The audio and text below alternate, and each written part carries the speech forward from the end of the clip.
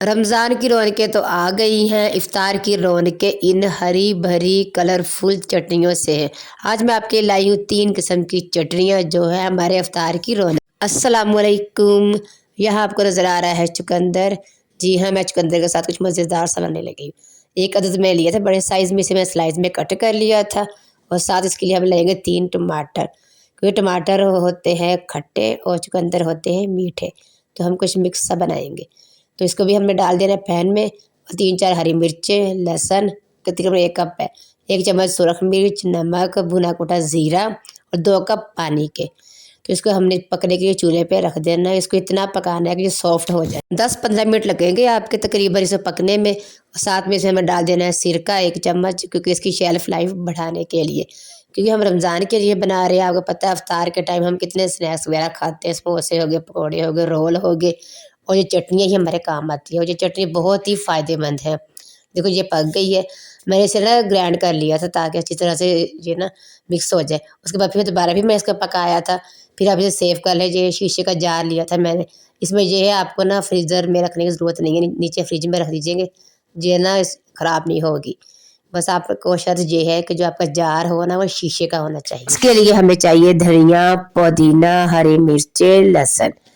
आपने सबसे पहले ग्राइंडर लेना है, उसमें आप डाल देना 1 कप गाढ़ा दही, लहसुन, भुना कुटा जीरा, काला नमक और धनिया मैंने अच्छी से धोकर कट किया है। इस तरीके से पुदीने को भी मैंने अच्छी तरह से वॉश कर कर कट किया था। 3 अदद मैंने हरी मिर्चें ली थी। आप ज़्यादा स्पाइसेस खाना चाहते हो ज़्यादा डाल दें। फिर हमने इसको मिक्सी जार में डाल के अच्छी तरह से ब्लेंड कर लेना है। अब हम इसे एक बाउल में निकाल लेंगे और ये हमारी ग्रीन चटनी तैयार है।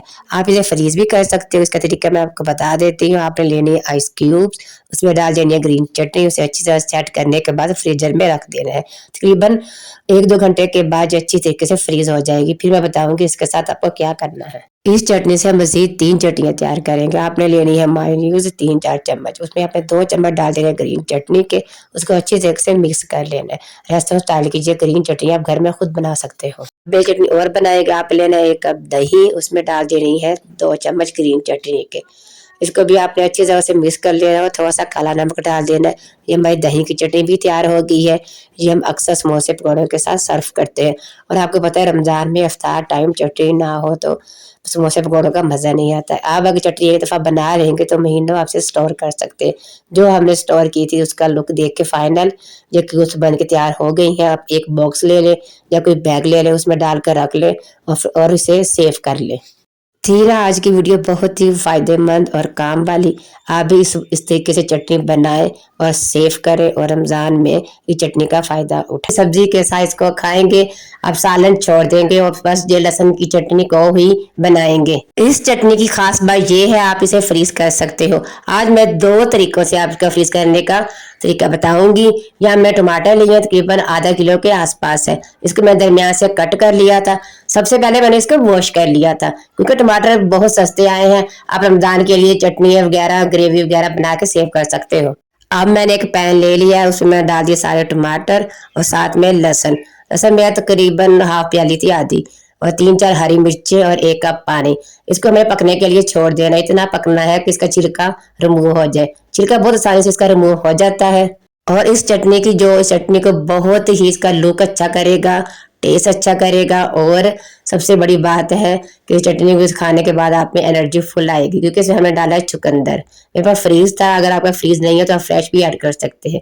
सुरख मिर्च डाल ली थी अपने टेस्ट के मुताबिक और नमक। फिर इसको जब अच्छी तरह से हमने मिक्सी जार में डालकर ग्राइंड कर लेना है। और यहाँ पे हमारी लहसुन की चटनी तैयार है। अब हमने आइस क्यूब लेनी है, उसमें आप चटनी डाल देनी है। इसको अच्छी तरह से सेट करने के बाद आप इसे फ्रीज कर लें। जितना दिल चाहेगा इसे निकाल के आप सर्व कर सकते हैं। और इसी चटनी से हम 2 मज़ीद चटनियाँ तैयार करेंगे। रमज़ान में हम लोग पकौड़े समोसे रोल वगैरह खाते हैं, तो उसके लिए ये चटनी बेस्ट है। आपने दही लेना है 1 कप, उसमें डाल देना है भुना कुटा जीरा, नमक, स्पाइसेस और ये हर्ब्स हैं। और जो टमाटर की चटनी जो लहसुन की साथ बनाई थी वो डाल देनी है 2 चम्मच। और फिर आप इसे जब सालन के साथ लेंगे तो आपको इसका ज़ायका इतना अच्छा लगेगा कि आप सब्जी छोड़ देंगे, बजाय चटनी ही बनाएंगे। मेरे बच्चे तो इतने शौक से खा रहे थे कि वो सालन छोड़ रहे थे। साथ मैंने थोड़ी सी और इसमें ऐड किया है मायोनीज और 2 चम्मच ये आप पिज़्ज़ा सॉस के लिए, शवारमा ब्रेड के लिए इसे आप यूज़ कर सकते हैं। बाकी को हम ऐसे शीशे का जार ले लेंगे, उसमें चटनी डाल के ना आप इसे फ्रिज में रख दे। 2 तरीकों से आप इसे महफूज कर सकते हैं, रमज़ान के लिए भी और वैसे भी, क्योंकि चटनी तो हर घर में बनती है। यहाँ आप जो चटनी मैंने रखी थी फ्रीज होने के लिए, वो देखिए उसकी शक्ल कितनी प्यारी लग रही है, ये फ्रीज हो चुकी है। अब आपको कोई टेंशन नहीं है, रमज़ान में स्नैक के साथ आप समोसा पकौड़े के साथ तो चटनियाँ बना के रख लें। ग्रीन वाली भी मैंने आपके साथ शेयर की थी, ये है लहसुन और टमाटर की चटनी। अगर जो आपको अच्छी लगी तो ज़रूर बताइएगा मुझे आकर, और मुझे इसका फीडबैक ज़रूर दीजिएगा। इंशाल्लाह फिर मिलूंगी, तब तक अपना बहुत सारा ख्याल रखिएगा। ओके, अल्लाह हाफिज़।